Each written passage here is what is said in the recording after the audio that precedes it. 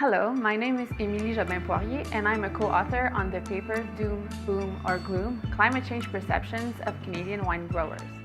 The other authors on this paper are Dr. Gary Pickering and Dr. Ryan Plummer. Grapes are very climate sensitive. Therefore, the wine industry is one of the agricultural sectors that could be most impacted by climate change.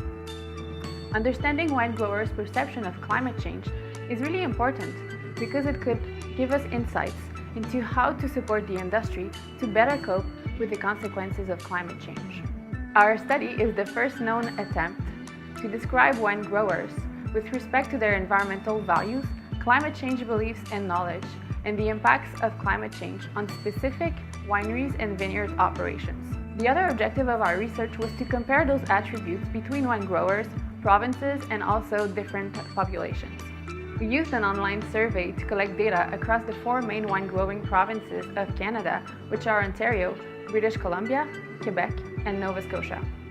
Our findings show that wine growers have a pro-environmental worldview, a moderate climate change knowledge level, a low level of climate change skepticism, and they perceive that climate change is caused by a combination of natural and human forces. Our study also reveals that wine growers perceive the consequences of climate change to be negative, but also positive for the wine industry. Specific benefits included a longer growing seasons for grapes and an improvement of grapes and wine quality. Conversely, the most cited disadvantage associated to climate change was an increase of pest and disease in the vineyard. Overall, our research indicates that we should focus our effort on helping wine growers understand the specific effects of climate change on vineyards and wineries' operations.